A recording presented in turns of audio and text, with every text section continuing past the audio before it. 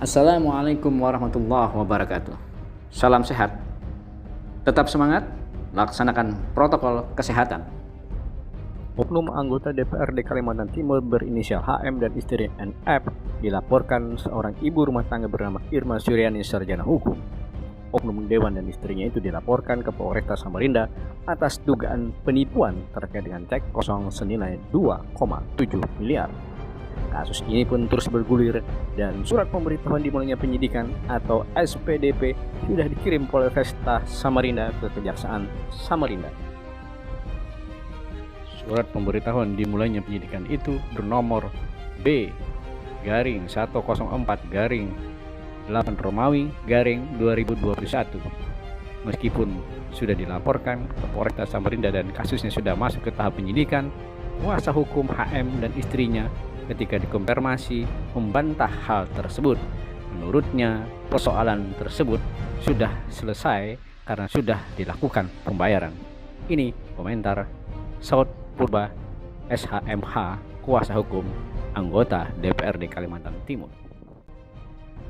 Kemudian mereka ada perubahan kan, jadi tambah ke situ. Jadi di awalnya itu dengan bikin buka dia dulu, mereka tuh bikin somasi. Yang somasi ya kita tanggapi. Ya persoalan utang piutang. Nah seperti itu kan. Nah, jadi kita tanggapi. Dilarang kemudian bahwa berkembang menjadi pengaduan polisi kan. Pengaduan polisi juga kita hadapin. Dalam artian bahwa kita merasa bahwa apa yang disampaikan itu kan nggak benar. Makanya kita kooperatif, kita juga diperiksa, diperiksa, dan kita memberikan keterangan.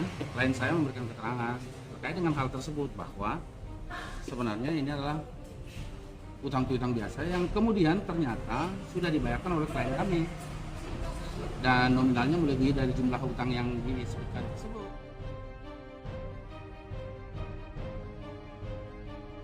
Sekitar tahun 2017. Ini kan kejadian lama sebenarnya. Kejadian lama yang kemudian timbul sekarang kan. Dibayar kan ada anunya semua apa? Rekening koran. Jadi dari rekening koran yang berbicara bahwa ini sudah terbayar. Dan itu sudah kita sampaikan semua ke penyidik di Polres Samarinda. Nah kita sampaikan seperti adanya. Nah berlanjut terus, ternyata sampai sekarang ini malah jadikan SPDP, dimasukkan ke penyidikan. Nah kita dari kuasa hukum sebenarnya agak kebingungan. Unsurnya apa sih kok sampai segitu-gitunya? Karena kemudian kalau bertanya masalah utang piutang kan ada ahli segala macam. Pendapat ahli seperti apa dan bagaimana gitu. Kan harus memenuhi unsur. Nah unsurnya ini yang menurut kita, saya sebagai kuasa hukumnya keluarga, itu tidak memenuhi. Nah tapi terkesan dipaksakan, berkemungkinan apa ya, penyidik lah yang paling mengerti itu. Kenapa bisa seperti itu? Nah saya terutama sebagai kuasa hukum, tetap berkeyakinan bahwa kasus ini sebenarnya bukan pidana. Keperdataan, dan bahkan keperdataan pun sudah selesai dengan kita menyelesaikan utang. Ya pembayaran ada. Yang kemudian berkemungkinan nih, berkemungkinan pembayaran kami itu tidak diakui sebagai pembayaran, itu aja. Ada rekening koran, cuma berkemudian tidak diakui. Itu yang menyebabkan menjadi panjang cerita ini. Kita ada konfrontir 4 kali, 2 kali mereka hadir, 2 kali kami hadir, jadi selisih. Konfrontir itu, saya kurang mengerti juga kenapa tata waktunya seperti itu. Konfrontir itu, yang pertama kedua mereka hadir, itu kan di tahun yang lalu ya, jadi ya jadwalnya Pak Haji dengan Bu Haji juga kan banyak. Nah kemudian di jadwal konfrontir yang ketiga dan keempat, kita yang hadir, beliaunya nggak ada. Begitulah, saya nggak tahu juga apa maksudnya seperti itu ya. Tapi kami tetap berkeyakinan bahwa ini kasus adalah sebenarnya kasus-kasus yang tidak layak jalan karena unsurnya tidak memenuhi. Nah kemudian berkembang menjadi oleh dari pihak sebelah berkembang menjadi apa ya, pemalsuan cek katanya, karena berkemungkinan ada cek di situ. Tapi kita sudah bantah bahwa kita nggak pernah menyerahkan cek. Yang pertama, yang kedua, kalaupun dia menerima cek yang nominalnya sekitar berapa miliar begitu, untuk angka berapa miliar, harusnya kan ada tanda terima tuh kalau memang diserahin. Nah ini kita juga mau menempuh jalur tertentu terkait dengan itu, bahwa kok bisa ada cek di tangan beliau tanpa ada kita mengetahui dari mana asal usulnya. Kan bisa aja cek, kok bisa ada di tangan kayak si A gitu, ada dapat cek kan. Sebenarnya kan harus jelas dari mana asal usulnya cek. Ya, apalagi dengan angka miliaran, kan nggak mungkin dong ujuk-ujuk dapat cek loh. Lah kita juga nggak ngerasa ngasih loh, gitu loh. Loh kok bisa ada di situ? Nah itu yang harus kita perkuat. Sebenarnya saya sudah sampaikan kepada penyidik, ini harus perkuat kepemilikan cek ini kok bisa ada di tangan yang bersangkutan.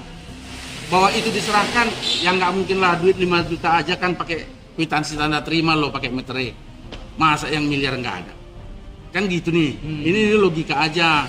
Terus beliau mengatakan bahwa pihak sebelah mengatakan bahwa cek itu sudah diklarifikasi ke bank dan apa ya, kayak saldo kosong seperti itu apa segala macam. Ya iyalah, orang kita nggak merasa ngasih cek kok, gimana mau ngisi saldo?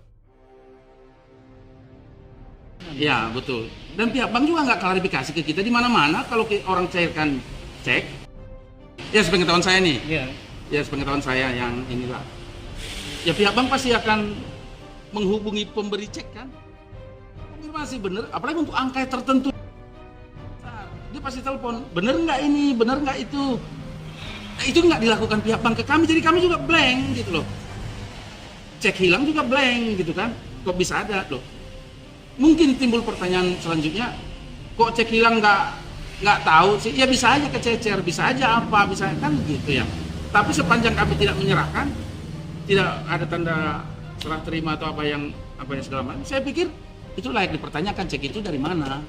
Sebenarnya itu yang kita menjadi beratnya itu, unsurnya kan nggak tepat. Bisa aja in case umpamanya kita memiliki motor, tapi kan kalau pas ada razia kan ditanyain tuh mana, bagaimana gitu loh. Bukan ujuk-ujuk ngelaporin, masa ya belum tentu miliknya kok dilaporinnya kan gitu. Gitu loh yang menjadi pertanyaan kami sebenarnya dari kuasa hukum. Gitu. Jadi kita sampai dengan saat ini berkeyakinan ini kenapa seperti itu gitu. Kita nggak pernah merasakan memberikan cek, kok dijadikan cek sebagai. Jadi begini, kalau dari versinya kami sebagai kuasa hukum, dari prinsipal kita dapat keterangan itu begini. Jadi cek itu pun kita nggak tahu asal usulnya seperti apa, gitu. Dan kemudian juga beliau berkali-kali datang ke rumah, mengambil sertifikat rumah, BPKB segala macam, dengan alasan untuk jaminan. Nah, oleh prinsipal Ibu Haji kan sudah dilarang dong namanya ngambil barang-barang kayak gitu kan, jangan dong. Tapi beliau ya bahkan mengancam untuk mempermalukan.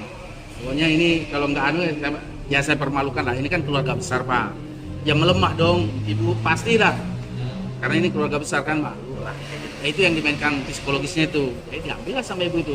Sampai sekarang ada di Ibu itu. Dan saksinya yang melihat itu ada. Maksudnya saksi yang melihat bahwa dokumen itu, sertifikat beberapa 7 biji, BPKB berapa biji, perhiasan-perhiasan, berlian apa segala emas, yang menyaksikan dia nunjukin, ada, gitu ada saksinya. Jadi Ibu itu juga mungkin pengen menunjukkan kepada seseorang gitu ya, saya punya loh barang-barangnya ini, ya orang itu mau foto dengan barang-barang itu, saksi itu, gitu loh. Jadi kalau disebutin dia nggak punya, untuk apa sih kebanyakan barang-barang itu gitu? Yang utang cuma berapa? Jaminan, katanya untuk jaminan. Sekarang untuk apa jaminan? Hanya sekarang ini kami merasa dijolimi aja. Irma Suryani, sarjana hukum selaku pelapor, menyatakan kepada media ini bahwa pihaknya akan menanggapi apa yang disampaikan oleh pihak HM dan istrinya dan akan disampaikan oleh kuasa hukum Irma Suryani pada media ini.